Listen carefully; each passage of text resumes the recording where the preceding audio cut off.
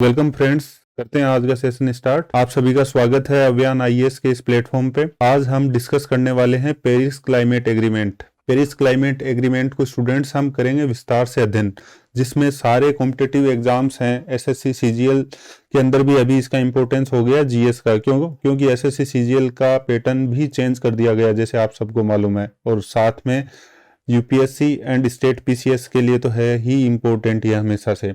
तो अभी फिलहाल ये जो COP 21 हुआ था पेरिस फ्रांस के अंदर COP 21 हुआ था 2015 में, वहां पेरिस क्लाइमेट एग्रीमेंट को साइन करने के लिए रखा गया था और ये प्रभावी हुआ 4 नवंबर 2017 को। तो इतने लंबे, और ये प्रभावी हुआ 4 नवंबर 2016 को। तो इतने लंबे समय बाद में क्या कारण है, किन वजह से हम इसका कर रहे हैं यहाँ डिस्कशन, तो हम इस सब का करेंगे आगे विस्तार से अध्ययन।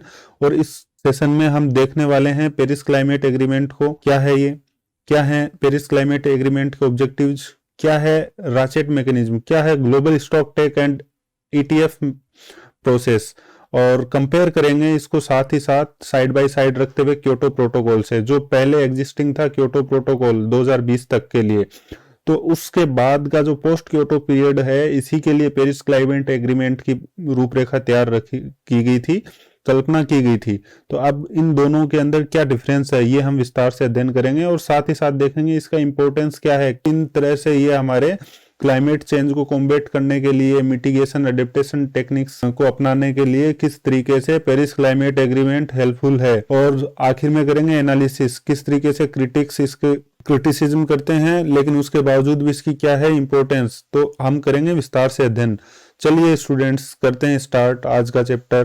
चलिए स्टूडेंट्स, करते हैं आज का सेशन पेरिस क्लाइमेट एग्रीमेंट। जैसा कि आपको अभी बताया था, पेरिस क्लाइमेट एग्रीमेंट COP 21 जो कि फ्रांस में आयोजन हुआ था 2015 में, वहां पे पेरिस क्लाइमेट एग्रीमेंट को साइन करने के लिए रखा गया था। वहां पे इसको पेरिस क्लाइमेट एग्रीमेंट को साइन करने के लिए रखा गया था।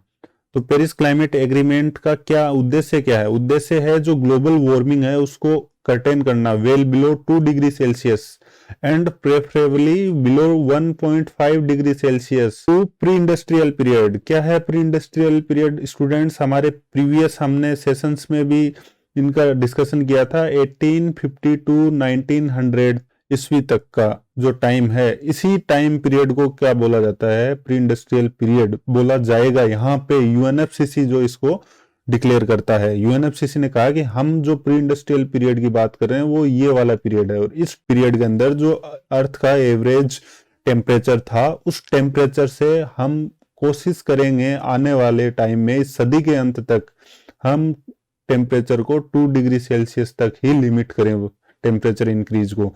और हमारी प्रेफरेबल जो प्राथमिकता ये रहेगी कि हम 1.5 डिग्री सेल्सियस तक ही इसको लिमिट करें। देन एग्रीमेंट है स्टूडेंट्स पोस्ट क्योटो पीरियड के लिए। क्योटो प्रोटोकॉल जो COP 3 का आयोजन हुआ था, क्योटो सिटी है जापान के अंदर। स्टूडेंट्स, हमने क्योटो प्रोटोकॉल को डिटेल में स्टडी कर चुके हैं। यूएनएफसीसी क्योटो प्रोटोकॉल, ये हमारे प्रीवियस वीडियोस में गैलरी प्ले लिस्ट में जाकर के आप यहाँ इसका अध्ययन कर सकते हैं अच्छे से, लेकिन आपको शॉर्ट में बता देते हैं। ये 2020 की अवधि तक के लिए था। यहाँ कमिटमेंट पीरियड्स थे अनेक्स बी सीट जो डेवलप्ड कंट्रीज हैं उनके लिए, वो 2008 से 12 के लिए फर्स्ट कमिटमेंट पीरियड था। देन सेकंड पीरियड था 2013 से 20 के लिए। और यहाँ क्या थे, लीगली बाइंडिंग टारगेट्स थे कि 5% तक का आप ग्रीन हाउस गैसेज एमिशन का जो 1990 का जो लेवल था, वहां उस लेवल से 5% बिलो रिडक्शन करेंगे आप इसका। एंड इस 8 साल की जो अवधि थी 2013 से 20 में, इसमें डेवलप्ड कंट्रीज जो हैं वो अपना 1990 का जो ग्रीन हाउस गैसेज का एमिशन लेवल था उससे 18% तक इसको कम करेंगे, ताकि हम क्लाइमेट चेंज की जो प्रोसेस है उसको रोक सकें और हम अपने अर्थ को क्लाइमेट चेंज के जो दुष्परिणाम है उनसे बचा सकें। तो इसी लाइट में पोस्ट क्योटो पीरियड में 2020 तक के लिए तो ये प्रभावी था बच्चों, लेकिन उसके बाद में 2020 तक के लिए तो स्टूडेंट्स ये प्रभावी था, लेकिन 2020 के टाइम पीरियड के बाद में क्या किया जाना है, किस तरीके से हम अपनी एक्टिविटीज को मैनेज करेंगे, किस तरीके से कंट्रोल करेंगे हम अपनी डेवलपमेंट प्रोसेस को, एसडीजीज की तरफ, सस्टेनेबल डेवलपमेंट गोल्स की तरफ हम उसको मोड़ें और अपने क्लाइमेट चेंज जो हो रहा है उसको नियंत्रित करें। तो उसके लिए पेरिस क्लाइमेट एग्रीमेंट की बात की गई COP21 में 2015 में, और इसके तहत दो तरह के गोल्स डिसाइड किए गए थे, short term goals and long term goals. Short term goals तो हैं आईएनडीसीज, जो खुद स्वेच्छा से वॉलंटरी सब देश अपना आईएनडीसीज की घोषणा करेंगे, और इंडिया ने भी आईएनडीसीज की 2015 में घोषणा की थी। 3 आईएनडीसीज थे। अब यहाँ आईएनडीसीज का हम बता देना चाहते हैं, जिन स्टूडेंट्स को पता है ठीक है, लेकिन जो फर्स्ट टाइम पढ़ रहे हैं वो आईएनडीसीज के लिए हमारे इसी अभियान आईएएस प्लेटफॉर्म पे पहले से एक वीडियो बनाया हुआ है, काफी विस्तृत है। और ये COP27 के लाइट में अगस्त 2022 में इनका अपडेशन किया गया था, और ये जो अपडेटेड आईएनडीसीज है इनको शामिल करते हुए हम उस वीडियो में अच्छे से आपको एक्सप्लेन किया है, वहां जाकर के आप स्टडी कर सकते हैं। इस वीडियो के डिस्क्रिप्शन में भी लिंक में भी हम डलवा देंगे, और आप वहां जाकर के अच्छे से इसको स्टडी कीजिए। क्योटो प्रोटोकॉल को भी आप वहां जाकर के अच्छे से स्टडी कीजिए, जिनको नहीं पता है। चलिए स्टूडेंट्स आगे चलते हैं। लॉन्ग टर्म गोल्स थे यहाँ पे, तो हम यहाँ पेरिस क्लाइमेट एग्रीमेंट को क्यों पढ़ रहे हैं? देखिए अभी पेरिस क्लाइमेट एग्रीमेंट का कैसे जिक्र आया, COP27 में लॉन्ग टर्म गोल्स की घोषणा की गई। और वो लॉन्ग टर्म गोल्स क्या थे? लॉन्ग टर्म लो एमिशन डेवलपमेंट स्ट्रेटेजीज, जो कि नेट जीरो की तरफ हमारा एक्सटेंशन है। नेट जीरो की तरफ जो बढ़ना है हमें इस सदी के मिड तक, ताकि हम टेम्परेचर को 1.5 डिग्री सेल्सियस, इस सदी के अंत तक 1.5 डिग्री सेल्सियस तक ही नियंत्रित करना है। तो हमें इस सदी के मिड तक यानी 2050 तक हमें नेट जीरो को अचीव करना होगा। अब नेट जीरो भी आप हमारे प्रीवियस लेक्चर्स में जाके देख सकते हैं, लेकिन शॉर्ट में हम आपको आने वाली आगे स्लाइड्स में बता देंगे। नेट जीरो है प्लस और माइनस, और इन दोनों का जो बैलेंस है वो जीरो। प्लस क्या कि हमने ग्रीन हाउस गैसेज को इमिट किया और वो एटमॉस्फेयर में बनी हुई है। माइनस क्या, यहां से इसको वापस कैप्चर करेंगे और एटमॉस्फेयर से रिमूव करेंगे। क्यों? क्योंकि green house gases global warming का एक बड़ा कारण है। तो इनको रिमूव कैसे करेंगे? जो फ्यूचरिस्टिक टेक्नोलॉजीज हैं, कार्बन सिंक को तैयार किया। फ्यूचरिस्टिक टेक्नोलॉजी क्या है? Carbon capture and storage technique है। इसको भी हम पहले डिस्कस कर चुके हैं बच्चों, स्टूडेंट्स, इसको भी हम पहले डिस्कस कर चुके हैं, तो आप इसको वहां जाकर के देख सकते हैं हमारे प्रीवियस लेक्चर में। तो पेरिस क्लाइमेट एग्रीमेंट चर्चा में इस वजह से आया कि COP27 में जब लॉन्ग टर्म गोल्स जो हमने अपने रखे हैं सामने, LTLEDS जिसको बोलते हैं, और जो नेट जीरो का जो कंसेप्ट है, ये दोनों के दोनों कहां से डेराइव होते हैं? पेरिस क्लाइमेट एग्रीमेंट का जो मुख्य उद्देश्य है 1.5 डिग्री सेल्सियस तक, इस सदी के अंत तक जो टेम्परेचर है उसको 1.5 डिग्री सेल्सियस तक कर्टेल करें। दूसरा, पेरिस क्लाइमेट एग्रीमेंट के अंदर ही जो शॉर्ट टर्म और लॉन्ग टर्म गोल्स की बात की गई थी। शॉर्ट टर्म गोल्स थे आईएनडीसी, जिनको हमने अभी फिलहाल अगस्त 2022 में फर्स्ट टाइम अपडेट किया। हर 5 साल में इनको अपडेट करना, तो इंडिया ने अभी 2022 में इनको अपडेट किया है, और 8 आईएनडीसीज हमने पुटअप किए हैं। दूसरा, हमने LTLEDS दिया है। LTLEDS नेट जीरो की दिशा में हमारे कदम है, लॉन्ग टर्म गोल्स की दिशा में कदम है। तो ये पेरिस क्लाइमेट एग्रीमेंट से ही डेराइव होती है इनकी रिक्वायरमेंट, अपडेटेड आईएनडीसीज एवं LTLEDS की। तो इस तरीके से इसकी रिलेवेंस हो गई है। अभी चर्चा में क्यों है? हमने आपको बता दिया कि अगस्त 2022 में जब स्टूडेंट्स, हमने आपको बताया कि चर्चा में क्यों है। ये चर्चा में इस वजह से है कि सबसे पहले अपडेटेड आईएनडीसीज का जिक्र आया। अपडेटेड आईएनडीसीज का क्यों जिक्र आया? क्योंकि इनकी अभी हमने घोषणा की है। पेरिस क्लाइमेट एग्रीमेंट के तहत बाध्यता थी कि हर 5 साल में हम अपने जो कमिटमेंट्स है, जो प्लेजेज हमने ली है first time Paris climate agreement से जस्ट पहले, उनको हमें अपडेट करना है। तो हमने अपडेटेड जो अपने आईएनडीसीज है उनको यूएनएफसीसी के सामने रखा। सेकंड है हमारा COP27 का आयोजन किया अभी नवंबर 2022 में। कहाँ? शर्म से, एक इजिप्ट की सिटी है। तो इसमें जब आयोजन किया गया तो LTLEDS और नेट जीरो, इन दोनों की बात की गई। और ये दोनों के दोनों जो है ये किसके तहत डेराइव होते हैं? Long term goals Paris climate agreement के तहत। और जो ऑब्जेक्टिव है 1.5 डिग्री सेल्सियस तक टेम्परेचर इंक्रीज को 1.5 डिग्री सेल्सियस तक लिमिट करना, वहां से इनकी रिक्वायरमेंट डेराइव होती है। तो इस वजह से पेरिस क्लाइमेट एग्रीमेंट चर्चा में रहा। एट प्रेजेंट क्या है? क्योटो प्रोटोकॉल के बाद की अवधि। क्योटो प्रोटोकॉल कब तक था? 2020 तक। क्योटो प्रोटोकॉल 2020 तक था। इसके बाद में जो देशों की क्या भूमिका रहेगी क्लाइमेट चेंज को कंट्रोल करने के लिए, वो कौन तय करता है? Paris climate agreement. तो इसके लिए पेरिस क्लाइमेट एग्रीमेंट अभी प्रभावी है, तो इसलिए हमें पेरिस क्लाइमेट एग्रीमेंट का जगह जगह जिक्र मिलेगा, इसलिए हमें इसका अध्ययन करना जरूरी है। सेकंड, क्या अब हम 1.5 डिग्री सेल्सियस की बात कर रहे हैं तो थोड़ा रियल जो अभी की सिचुएशन है वो भी पता होनी चाहिए। क्या 1.5 डिग्री सेल्सियस तक ही लिमिट करना है? तो हम कितना ऑलरेडी प्री इंडस्ट्रियल पीरियड है उससे टेम्परेचर को इंक्रीमेंट देख चुके हैं 1.1 डिग्री सेल्सियस, यानी कि ऑलरेडी 1.1 डिग्री सेल्सियस तक का इंक्रीमेंट हो चुका है। कब? 2021 में। कौन सी रिपोर्ट बोलती है? ये बोलती है वर्ल्ड मीटरोलॉजिकल ऑर्गेनाइजेशन WMO की state of global climate. State of global climate एक रिपोर्ट आई थी 2021 में, और उसमें बोला गया कि ऑलरेडी अर्थ का जो एवरेज टेम्परेचर है वो 1.1 डिग्री सेल्सियस, ये इसकी 0.13% तक का इसमें चेंज आ सकता है। ये इसका एक्यूरेसी है। यानी कि ये 1.1 बोले हैं तो ये प्लस माइनस कितना हो सकता है? 0.1, यानी कि या तो 1 या 1.2। इतनी शुद्धता के साथ हम बात कर रहे हैं। तो अब आप देखिए कि 1.1 डिग्री सेल्सियस तो हम ऑलरेडी इंक्रीमेंट कर चुके हैं जब हम 2022 में, अभी मिड सेंचुरी भी नहीं आया, और जब 2050 के बाद में 2100 तक की बात कर रहे हैं हम, तो टफ है काफी हमारा जो आने वाला समय। अब इसको यदि हमें लिमिट करना है 1.5 डिग्री सेल्सियस तक टेम्परेचर इंक्रीमेंट को, और इसको अचीव करना है इस टारगेट को, तो आगे आने वाले समय में हमें और कड़े कदम उठाने पड़ेंगे और हमें स्ट्रोंगली इस दिशा में कदम बढ़ाना पड़ेगा। तो इसके नुकसान क्या है, ये भी बात किया गया इसी रिपोर्ट में। इस रिपोर्ट में स्टेट ऑफ ग्लोबल क्लाइमेट में बताया गया कि हम देख चुके हैं कि एक्सट्रीम वेदर इवेंट्स हो रहे हैं। ड्रोट है, कहीं पे हरिकेन आ रहा है, कहीं हीट वेव्स बहुत ज्यादा हो रही हैं गर्मियों में। इतनी ज्यादा हीट वेव हो रही है कि कहीं कहीं डेथ भी देखी जा रही है। फ्लडिंग, पाकिस्तान में अभी हमने देखा फ्लडिंग हो रहा है।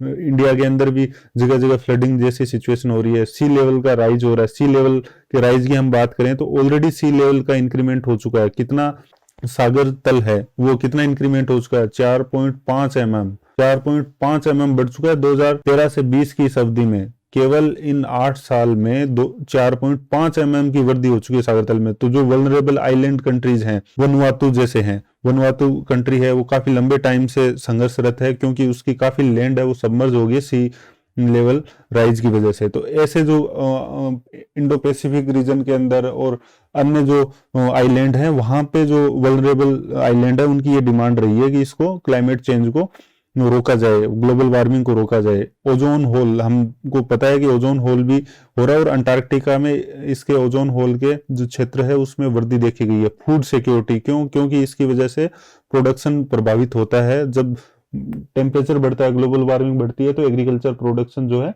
उस प्रभावित होता है, और इसकी वजह से फूड सिक्योरिटी जैसी प्रॉब्लम्स हमारे सामने आती है। तो इन सारी प्रॉब्लम्स को फेस करते हैं हम, और यदि इन प्रॉब्लम्स को हम आने वाले समय में थोड़ा नियंत्रित करना चाहें, और यदि इनसे हमें बचना है, तो हमें पेरिस क्लाइमेट एग्रीमेंट के तहत अपने रखे गए ऑब्जेक्टिव को अचीव करना होगा। तो पेरिस क्लाइमेट एग्रीमेंट को अब हम पढ़ते हैं आगे।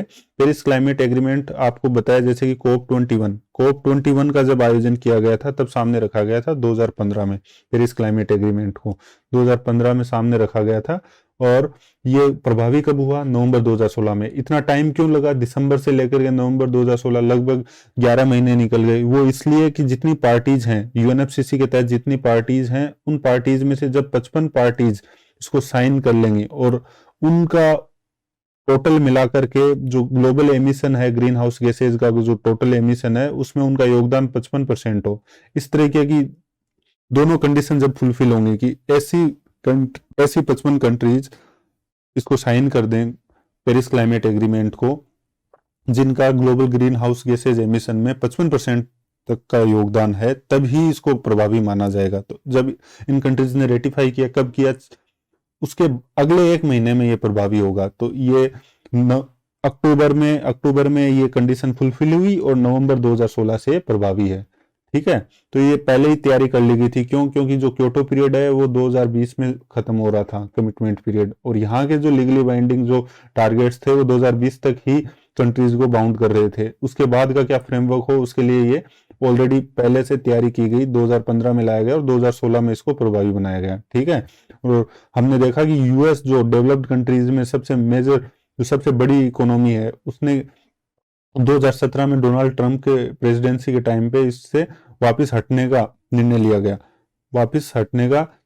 गया और 2020 में ये प्रभावी भी हो गया था। लेकिन जैसे ही वहां पे प्रेसिडेंसी चेंज हुई और जो बाइडेन आए, तो उस टाइम पे फिर वहां पे 2021 में वापस से उन्होंने अपनी ग्लोबल छवि का ध्यान रखते हुए, और जो ग्लोबल कम्युनिटी का, हर कंट्रीज का उनके ऊपर प्रेशर था, उसी के तहत उन्होंने वापस इसको ज्वाइन करने का निर्णय लिया। ठीक है, आगे देखते हैं हम इसके एम्स क्या। सबसे पहला एम तो यही है कि जो लॉन्ग टर्म टेम्परेचर गोल है हमारा 21वीं सदी तक हम अपने टेम्परेचर को 2 डिग्री सेल्सियस और प्रेफरेबली 1.5 डिग्री सेल्सियस तक नियंत्रित करेंगे। देन जो हमारा ग्रीन हाउस गैसेज का जो एमिशन है, ग्रीन हाउस गैसेज का एमिशन जो है, अभी जितना एमिशन हो रहा है बढ़ेगा बढ़ेगा और फिर आगे जाके जब पीक को अचीव कर लेगा, और ये जो पीक है जितना जल्दी हो सके उतना जल्दी से ये पीक आ जाए, ताकि फिर उसके बाद में इसमें हमारी जो इस दिशा में कदम उठाए जा रहे हैं जिसके तहत ये लगातार डिक्रीज होता जाए।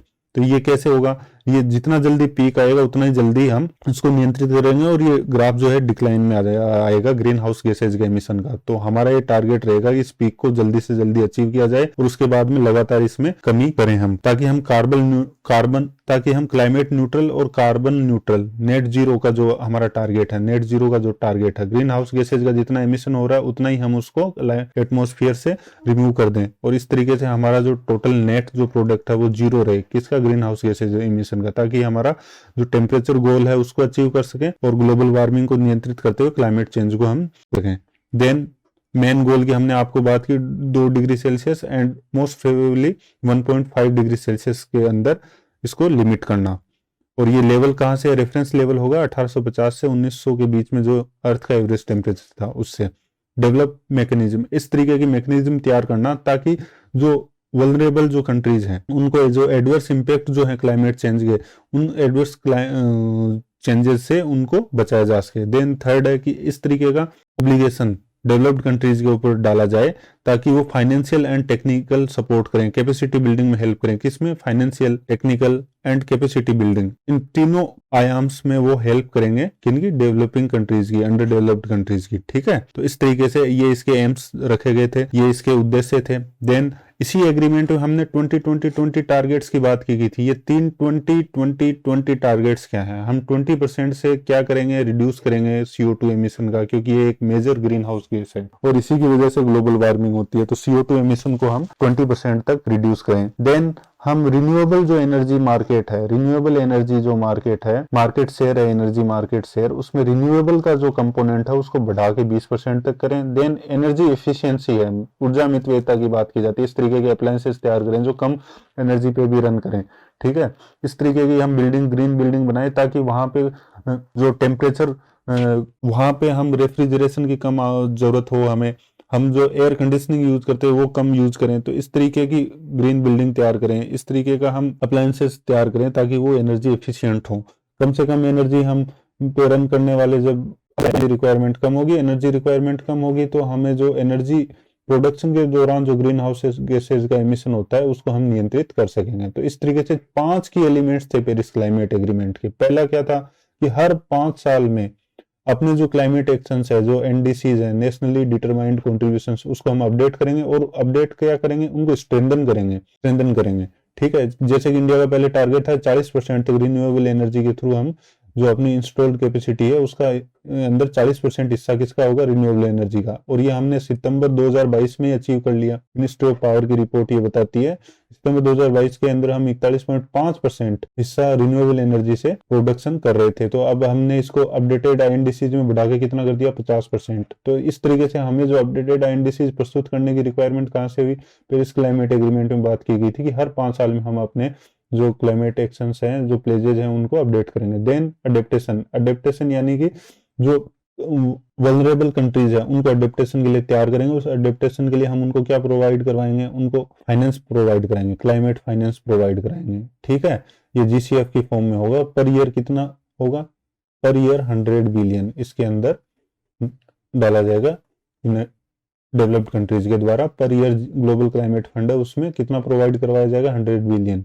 ठीक है, और ये कब से लिमिट थी, 2020 से। 2020 के बाद से हर साल $100 बिलियन की सहायता दी जाएगी ग्लोबल क्लाइमेट फंड में, और जो किसके लिए डेडिकेटेड होगा, क्लाइमेट फाइनेंस यानी जो मिटिगेशन और अडेप्टेशन की दिशा में काम कर रहे हैं डेवलपिंग और अंडर डेवलप्ड और वल्नरेबल कंट्रीज, उन कंट्रीज की हेल्प के लिए यूज किया जाएगा इस फंड को। ठीक है, लेकिन क्या हम इसको अचीव कर सके, नहीं कर सके। और क्यों नहीं कर सके, तो अब इस टारगेट को हमने क्या कर दिया, एक्सटेंड कर दिया। हम यही करते हैं हमेशा, तो 2025 रख दी कि चलो भी 2025 तक ये बाध्यता रहेगी कि 2025 जब स्टार्ट हुआ तब से हम हर साल $100 बिलियन की हेल्प करेंगे ग्लोबल क्लाइमेट फाइनेंस की दिशा में। देन एनहांस ट्रांसपेरेंसी की बात की गई। एनहांस ट्रांसपेरेंसी क्या है, सब आकर के अपने जो प्लेजेस खुद से वॉलंटरी प्लेजेस लिए थे उस दिशा में कितना वो आगे बढ़े हैं। जिस तरीके से इंडिया ने बताया कि हमारा 40% का टारगेट था और हमने सितंबर 22 तक ही इसको अचीव कर लिया, बहुत वेल एडवांस, 2030 तक का ये टारगेट था। तो अब हम इस तरीके से रिपोर्टिंग करेंगे अपने। और देन लॉन्ग टर्म गोल्स की घोषणा करेंगे, जिस तरीके से हमने LTLEDS लॉन्ग टर्म लो एमिशन डेवलपमेंट स्ट्रेटेजीज घोषणा की है ना, वो किसके तहत की है, वो लॉन्ग टर्म जो हमारे गोल्स थे पेरिस क्लाइमेट एग्रीमेंट के। तो इस तरीके से 5 की एलिमेंट है। पहला ये कि हर 5 साल में हम अपने प्लेजेस को अपडेट करेंगे। सेकंड वन क्या है कि हम अडेप्टेशन की दिशा में काम करेंगे। देन लॉन्ग टर्म गोल्स की घोषणा करेंगे जो नेट जीरो की तरफ टारगेटेड होंगे। थर्ड, हम एनहांस ट्रांसपेरेंसी के साथ में अपनी रिपोर्टिंग करेंगे, UNFCCC के सामने रखेंगे कि हमने क्या क्या टारगेट्स अचीव किए। And fifth one, climate finance की दिशा में क्या हेल्प होगी और उस दिशा में डेवलप्ड कंट्रीज को GCF में पर ईयर 100 बिलियन का एक क्लाइमेट फंड तैयार किया गया और उसमें कंट्रीब्यूशन करना होगा डेवलप्ड कंट्रीज को। ठीक है।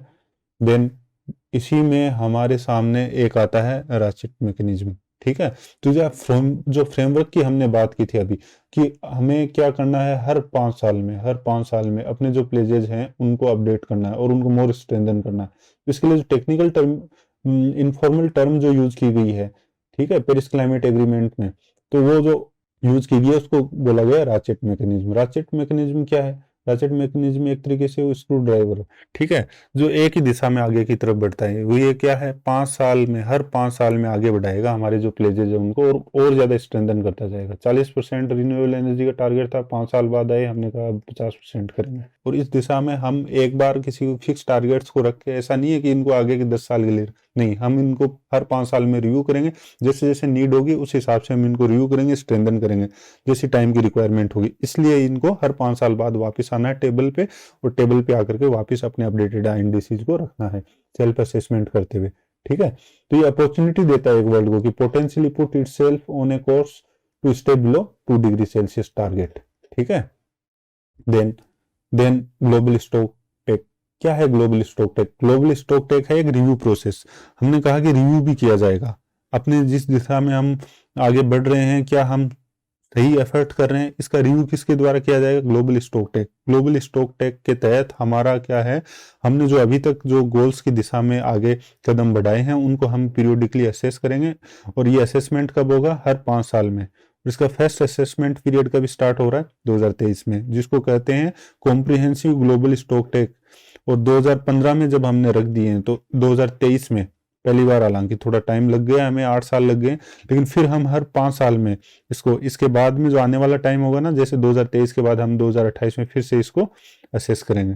ठीक है, असेसमेंट करेंगे किस तरह से हम आगे बढ़ रहे हैं, और हम रिव्यू करेंगे अपनी जो प्रोग्रेस है उसको, पूरा जो ग्लोबल एफर्ट्स हैं इस दिशा में, इस एक सिंगल एम को अचीव करने में, ताकि ग्लोबल वार्मिंग और क्लाइमेट चेंज को हम नियंत्रित कर सकें। तो इसका असेसमेंट किया जाएगा, और इसके लिए जो टेक्निकल टर्म यूज की गई है डॉक्यूमेंटेशन में पेरिस क्लाइमेट एग्रीमेंट, उसको ग्लोबल स्टॉक टेकर। इस पर ज़्यादा आपको ज़्यादा ध्यान देने की जरूरत नहीं है, बस कहीं यदि कोई सामने आ जाए ये टर्म तो इसको लेके आप पैनिक ना हो, इसके लिए हमने आपको ये बता दिया है। तो अब होप करते हैं कि आप सब लोगों को इसको समझ में आ गया। और यहीं पे एक ETF एनहांस ट्रांसपेरेंसी फ्रेमवर्क की भी बात की गई है। एनहांस्ड यानी बढ़ा हुआ, ट्रांसपेरेंसी पारदर्शिता के साथ, ऐसा ढांचा। क्या इसको 2024 में शुरू करेंगे, और हर कंट्री रिपोर्ट करेगी, पहले रिपोर्ट करेगी, और उन्हीं रिपोर्ट के आधार पे हम क्या करेंगे, यहाँ पे असेस करेंगे, ग्लोबल स्टॉक टेक के तहत असेस करेंगे। तो जो रिपोर्टिंग मैकेनिज्म है उसी को क्या बोला गया है? Enhance transparency framework. हर एक कंट्री जिसने अपने INDCs घोषित कर दिए हैं, LTLEDS घोषित कर दिए हैं, तो वो अपने रिपोर्टिंग करेगा हर 5 साल में, और जो उसने मेजर्स अभी तक उठाए हैं, जो उसने मेजर्स उठाए मिटिगेशन के लिए, अडेप्टेशन के लिए, उन मेजर्स के लिए वो रिपोर्ट करेगा ग्लोबल कम्युनिटी के सामने। और वहीं पे फिर हर 5 साल में जो ग्लोबल स्टॉक टेक है वो उस रिपोर्ट्स के आधार पे उनका असेसमेंट करेगा। ठीक है। इंपॉर्टेंस क्या है पेरिस क्लाइमेट एग्रीमेंट की? सबसे पहले पोस्ट 2020 क्योटो पीरियड के बाद का जो बाध्यता है वो सबके सामने रखता है कि हम इस तरीके से कमिट करें कि हमारा एमिशन, जो ग्रीन हाउस गैसेज का एमिशन है, उसको रिड्यूस कर सकें। ठीक है। तो इस सामने फ्रेमवर्क रखता है, सामने एक गाइडलाइन रखता है, एक टारगेट रखता है। क्योटो पीरियड के बाद में पोस्ट 2020 ये क्या रखता है, एक है जहां पे सिग्नेटरी कंट्रीज हैं उनको उस दिशा में आगे बढ़ना है, ठीक है, डिफाइन करता है कि किन एक्शंस को आगे एग्जीक्यूट करना है। Then this is based on bottom up structure. कैसे, ये बॉटम अप स्ट्रक्चर पे कैसे बेस्ड है, डाउन पे नहीं है। क्यों, हमने क्योटो प्रोटोकॉल के अंदर एक्सप्लिसिटली हमने क्योटो प्रोटोकॉल के अंदर बाहर से टारगेट डिसाइड किए थे 5% एंड 18%। फर्स्ट कमिटमेंट पीरियड जो 8 से 13 था और फिर सेकंड जो था 2013 से 20। यहाँ पे हमने जो बाइंडिंग, लीगली बाइंडिंग प्रोटोकॉल था Kyoto protocol, legally binding targets थे जो अनेक्स बी कंट्रीज, जो क्या है डेवलप्ड कंट्रीज, उनके ऊपर बाइंडिंग थे। तो इस तरीके से यूएनएफसीसी द्वारा ऊपर से थोपे हुए थे, ये टॉप डाउन स्ट्रक्चर को शो करते थे। यहाँ पे ऐसा कुछ नहीं है, यहाँ पे सारी डेवलपिंग कंट्रीज को, एक तो ये इक्विटी की बात करता है। कैसे इक्विटी की बात करता है, यहाँ पे चाहे डेवलप्ड और डेवलपिंग हो सबको शामिल किया गया, तो सब आ गए इसके अंदर, तो इसलिए इक्विटी बेस्ड है। देन ये खुद से आकर के सामने रख रहे हैं, ठीक है, खुद से आगे अपने टारगेट्स आईएनडीसी सामने रख रहे हैं, तो ये किसको दिखाता है, बॉटम अप अप्रोच को, ठीक है। देन ये एक लॉन्ग टर्म फ्रेमवर्क तैयार करता है। कैसे, ये 21वीं सदी के अंत तक यानी 2100 तक की बात करता है कि यहाँ तक हमारा क्या एम है, यहाँ तक का हमारा एम है 2 डिग्री सेल्सियस और मोस्ट प्रेफरेबली 1.5 डिग्री सेल्सियस तक हम हमारी जो ग्लोबल वार्मिंग है उसको नियंत्रित करें। देन ये अकॉर्ड फर्स्ट टाइम पे लॉन्ग टर्म प्लान तय करता है जो कि नेट जीरो न्यूट्रलिटी की तरफ हमें बढ़ने में सहायक होगा, ठीक है। देन यहाँ पे राचेट मैकेनिज्म आपको बताया कि रिव्यू मैकेनिज्म है। राचेट मैकेनिज्म ईटीएफ, ये क्या है, रिव्यू मैकेनिज्म है और ये पीरियोडिकली हमें एसेस करेंगे अपने एफर्ट्स को। तो देन लास्ट जो फंडिंग है, हमें फंडिंग की जरूरत होगी। हम बात कर रहे हैं रिडक्शन की, मिटिगेशन की, एडेप्टेशन की और टेक्नोलॉजी ट्रांसफर की, फाइनेंशियल हेल्प की। तो फाइनेंशियल हेल्प है उसके लिए क्या चाहिए, फंडिंग। टेक्निकल सपोर्ट के लिए भी क्या चाहिए, फंडिंग। और ये इसमें एक जीसीएफ जो मैकेनिज्म था मराकेश में आया था ये, और यहाँ पे इसका प्रादुर्भाव हुआ था, इसकी परिकल्पना की गई थी और इसमें इस तरीके का टारगेट किया गया था कि $100 बिलियन एनुअली डेवलप्ड कंट्रीज द्वारा कंट्रीब्यूट किया जाएगा। और जो किसके लिए होगा, वो होगा यहाँ पे जो डेवलपिंग कंट्रीज, वल्नरेबल कंट्रीज हैं, वहां पे मिटिगेशन और एडेप्टेशन एक्टिविटीज को सपोर्ट करने के लिए। देन हम देखते हैं कि डिफरेंस क्या है। हम कह रहे हैं क्योटो प्रोटोकॉल के बाद है, तो क्या क्योटो प्रोटोकॉल इसमें कुछ डिफरेंस है क्या? हाँ जी बिल्कुल। क्या चेंज है? सबसे पहला तो यही है कि यहाँ पे डिफ्रेंसिएशन किया गया था annex 1 countries and non annex countries, और नॉन एनेक्स कंट्रीज के ऊपर किसी तरीके के लीगली बाइंडिंग टारगेट्स नहीं थे, उनके कोई किसी तरीके के उन पे लीगली बाइंडिंग टारगेट्स नहीं थे। देन यहाँ पे पेरिस क्लाइमेट एग्रीमेंट में कोई इस तरीके का डिफरेंशिएशन नहीं है, यहाँ इक्विटी की बात की गई है यहाँ,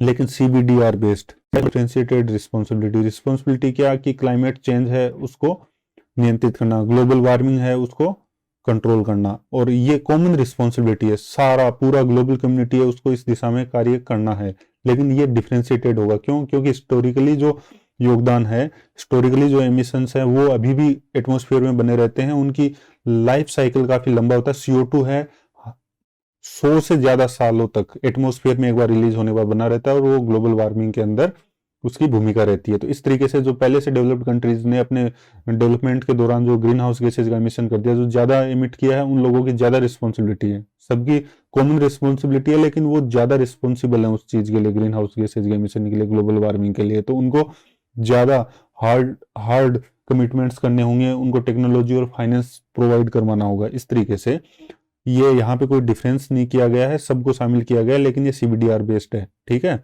देन लीगली बाइंडिंग था क्योटो प्रोटोकॉल, एंड इसके जो टारगेट्स थे वो भी बाइंडिंग थे, जो सिग्नेटरी कंट्रीज थे, जो एनेक्स कंट्रीज थे उनके ऊपर से डिसाइड किए, और ये नीचे सबको रेफर कर दिए, सबको कम्युनिकेट कर दिया कि आपको फर्स्ट कमिटमेंट पीरियड में 5% तक एंड सेकंड कमिटमेंट पीरियड के अंदर 18% तक ग्रीन हाउस गैसेज का जो एमिशन का जो 1990 का लेवल था उससे इस स्तर तक हमें कमी करनी है। तो ये टॉप डाउन अप्रोच था, ऊपर से नियंत्रित था, ऊपर से ये कम्युनिकेट किया गया डिसाइड करके। तो लीगली बाइंडिंग था, लीगली बाइंडिंग तो पेरिस क्लाइमेट एग्रीमेंट भी है, और ये जिन्होंने रेटिफाई किया उन पे लीगली बाइंडिंग है, लेकिन यहाँ पे इस तरीके का कोई टारगेट नहीं है, लीगली बाइंडिंग टारगेट ऊपर से कोई निर्धारित नहीं किया गया। यहाँ पे वॉलेंटरी आईएनडीसीज खुद अपने कंट्रीज ने सामने रखे, इंडिया ने रखे हैं, इसी तरीके से ब्राजील ने रखे हैं, साउथ अफ्रीका ने रखे हैं, चाइना ने रखे हैं। और ये क्या दिखाता है, बॉटम अप अप्रोच। नीचे से जो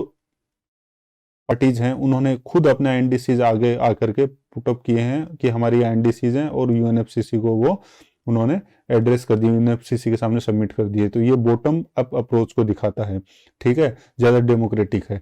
लेकिन यहाँ पे हमें ये भी ध्यान रखना है कि कुछ एलिमेंट्स जो है स्टूडेंट्स वो बाइंडिंग है। किस तरीके से, जो हमने ईटीएफ की बात की थी, जो हमने राचेट मैकेनिज्म की बात की थी, वहां पे ये बात की गई थी हर 5 साल में असेसमेंट होगा और हर 5 साल बाद में रिपोर्ट रखनी होगी, अपना लेखा जोखा रखना होगा कि हमने इस दिशा में क्या क्या कदम उठाए। तो वो जो प्रोविजंस हैं वो बाइंडिंग है, लेकिन जो टारगेट्स हैं वो बाइंडिंग नहीं है, वो वॉलंटरी हैं, और वो हर 5 साल में हम उनको स्ट्रेंथन करेंगे। तो इस तरीके से हमने इनके डिफरेंस देख लिए। ये केवल अनेक्स कंट्रीज के लिए बाइंड था और यहाँ पे सब लोगों को शामिल किया गया, लेकिन सीबीडीआर का भी ध्यान रखा गया है, सीबीडीआर के प्रिंसिपल का भी ध्यान रखा गया है। देन क्योटो प्रोटोकॉल के अंदर जितने टारगेट्स थे वो लीगली बाइंडिंग थे और टॉप डाउन अप्रोच पे बेस्ड थे। यहाँ पे लेकिन पेरिस क्लाइमेट एग्रीमेंट में नॉन बाइंडिंग और वॉलंटरी हैं, जो आईएनडीसीज की फॉर्म में है, कमिटमेंट्स प्लेजेज। एंड सेकंड वन, यहाँ पे इस तरीके का कोई टॉप डाउन अप्रोच ना होकर के बॉटम अप अप्रोच को अपनाया गया है।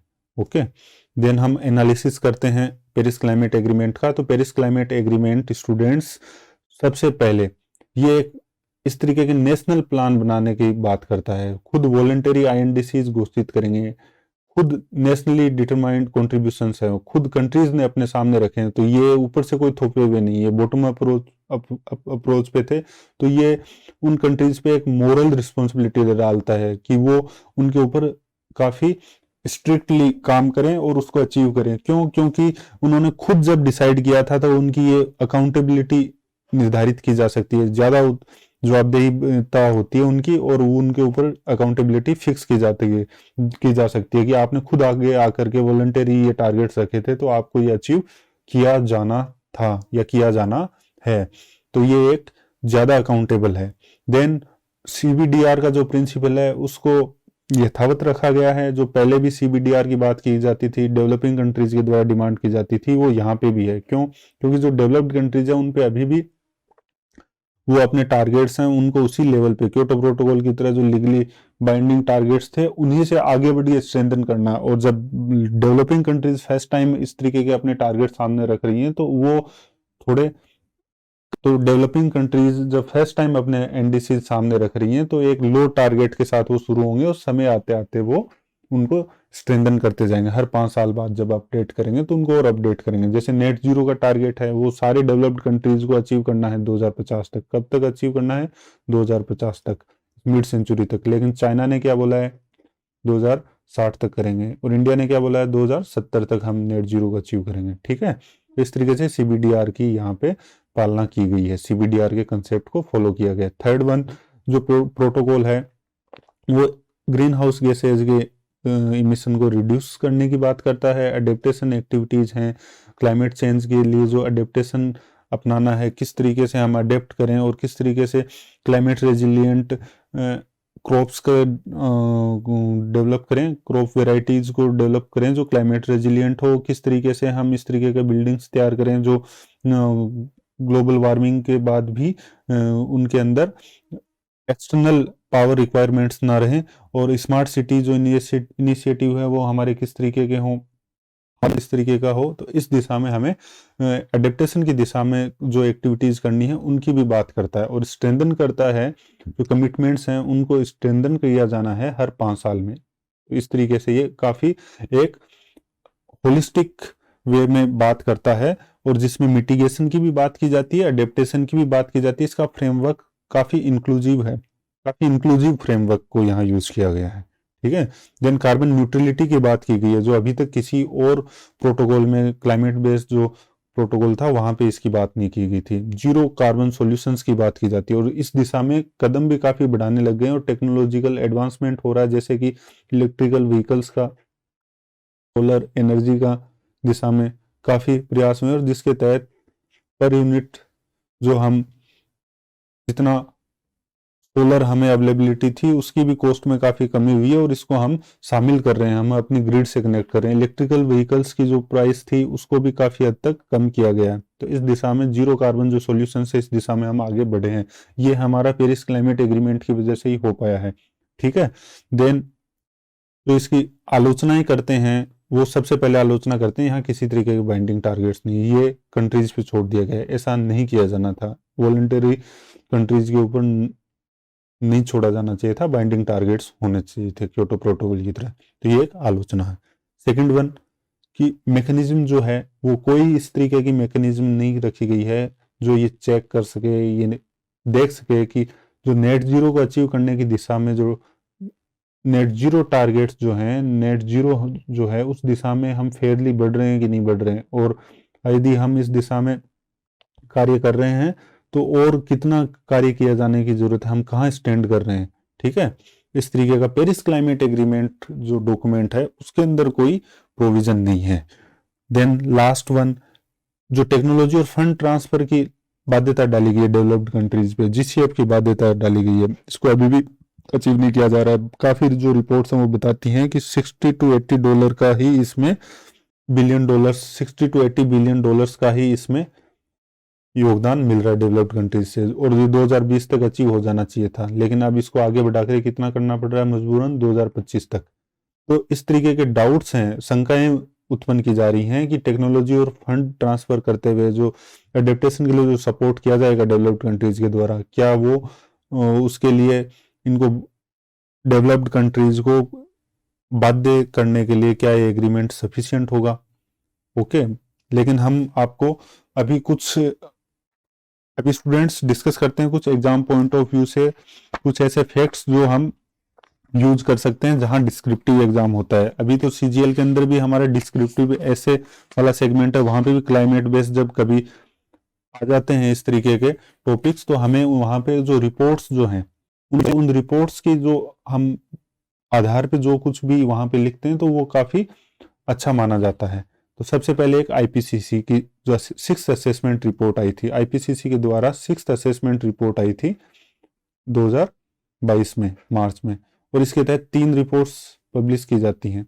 असेसमेंट रिपोर्ट्स के 3 सेगमेंट्स होते हैं। जो फर्स्ट सेगमेंट है उसमें ये बताया गया है कि जो 1.5 डिग्री सेल्सियस हम इस सदी तक के आखिर तक नियंत्रित करने की बात कर रहे हैं ग्लोबल अर्थ टेम्परेचर को, वो तो 2040 तक ही पहुंच जाएगा। 1.5 डिग्री सेल्सियस टेम्परेचर इंक्रीमेंट जो है वो 2040 तक ही पहुंच जाएगा। तो इस दिशा में हमें काफी कदम उठाने की जरूरत है, और काफी सख्त कदम उठाने की जरूरत है, क्योंकि अभी के जो आईएनडीसीज हैं उनको यदि फुली हम अचीव करें भी तो भी हम इस दिशा में और ज्यादा स्ट्रिक्ट हमें कदम उठाने की जरूरत है। देन सेकंड वन है emission gap report. Emission gap report आता है एक, और वो किसके द्वारा जारी किया जाता है? यूनाइटेड नेशन एनवायरनमेंट प्रोग्राम के द्वारा। तो इसने कहा है कि अभी के जो 2022 की रिपोर्ट है, और इसमें ये बताया गया है 2022 की रिपोर्ट है, इसमें ये कहा गया है कि अभी के जो आईएनडीसीज है यदि उनको कंप्लीटली भी फॉलो किया जाए